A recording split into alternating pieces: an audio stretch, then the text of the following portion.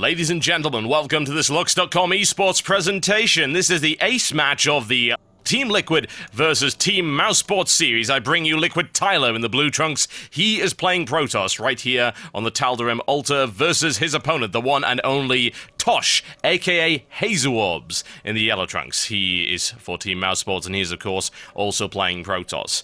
You will see that Hasuobs' name will change in some of these matches because they alternate between playing on EU and US servers in order for fairness in terms of latency. So, in this case, Tosh, I believe this first match is being played on the US servers. PvP, always an interesting matchup. Usual reasons behind that is it's very knife edge, particularly between very highly ranked, skilled players. One mistake and you are out of there. Indeed. GG, good game, and no response or reply or regame for that one. Now, this will be a best of 5 series, and I noticed that Tosh just starting off right here. Quite an early gateway, actually. That was a gateway on 11 supply.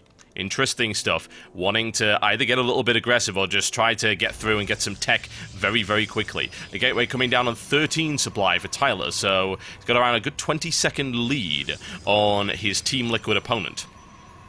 Hasuobs, an extremely strong player, very varied player. Of course, you've seen him in this series already. One of his trademark maneuvers is the fact that he likes to mix in Dark Templar with his forces. He doesn't tend to use them for harassment. He tends to use them as part of his army, which is a particularly sneaky thing to do.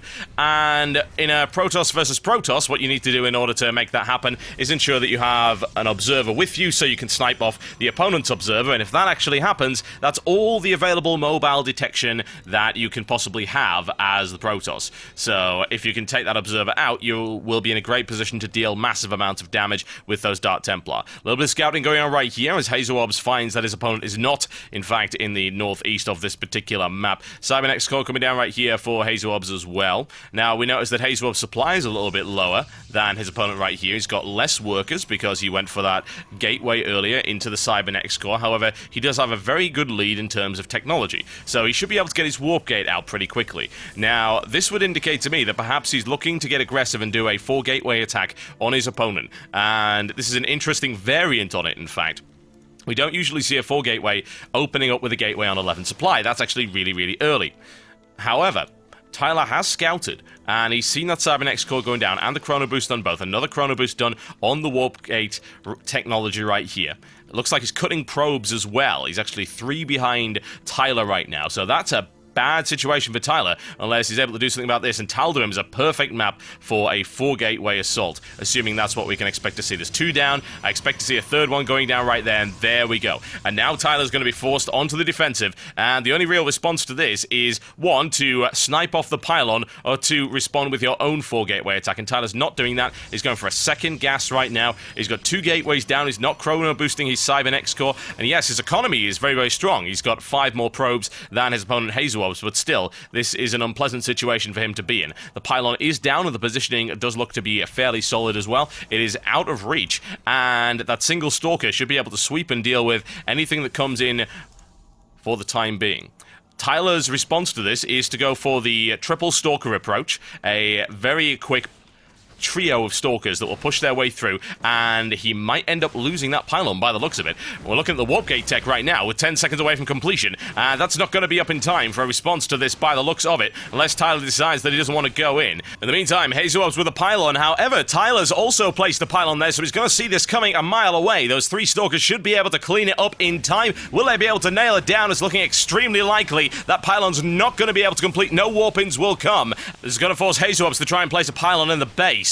This is looking a little dicey. Tyler snipes that off right there, no problems whatsoever for him. Another pylon going in the back of the base right now. It's a very, very aggressive approach. Tyler with the Twilight Council coming in. The pylon is cancelled immediately, and still looking for an opening in it. That's actually not going to happen. Tyler now has a good force going, and he has a significant army supply advantage over his opponent. His army is much, much larger, and Hasuobs in a little bit of trouble right now. He's going to have to do something pretty crazy to get out of this one, with 7 stalkers on their way over, with a Twilight Council coming up as well, and looking to research Blink almost immediately after that one. Tyler pushing his way forward, and Hasuobs has some map control right now. He can see this coming a mile away. Needs to pull back and warp in 4 more stalkers. Should be able to push this away, assuming that his micromanagement is good enough. Here comes the blink that we expected to see from Tyler right now. And Hasuobs now sitting in a position where he's still got an economic disadvantage against his opponent. If he's not able to get aggressive now, then he's going to lag behind. He's already fairly far behind in terms of his economy. As you can see right there on the visual representation, the economy of Liquid Tyler significantly stronger right now. Hasuobs now sitting on 7 Stalkers of his own and a couple of Zealots coming into the bargain. The thing is, can he do anything with it? There's now 10 Stalkers on the field. Did the warping come from the middle? It did. Tyler looking to now turn the tables on Hasuobs, and this 4 gateway attack might not work out for Hasuobs. This could end up being very, very messy indeed. Tosh, aka Hasuobs, pushing forward right now. And here we go. The Zealot taking the initial wave of fire as the Stalkers are driven back once again by Liquid Tyler. And unfortunately for Hasuobs, he is lagging behind very significantly now in terms of his economy and in terms of the amount of units he's got on the field. Once Tyler gets that blink up, this could be game over. And a pylon coming down as well for the reinforcements. We're looking at 13 versus 10 and 2 Zealots in the process. But with blink available, I don't think Hasuobs is going to be able to hold this. In he goes nonetheless. Takes one immediately blink down there, away from the front line. Excellent micromanagement right there by Liquid Tyler as he pushes his way in. Hasuobs losing Stalker after Stalker. Focus fire coming in from Hasuobs. Getting in as close as he can. Is he able to do the damage? It doesn't look like he is. He is getting ripped apart, and there you go. A very nice turning of the tables there by Liquid Tyler, executing that trio of Stalkers perfectly at the start of the game, taking out this pylon around here, and also nailing down this one and the one in the back of the base, and then a counter-attack. Transitioning through into Blink Stalkers, it was a perfect maneuver,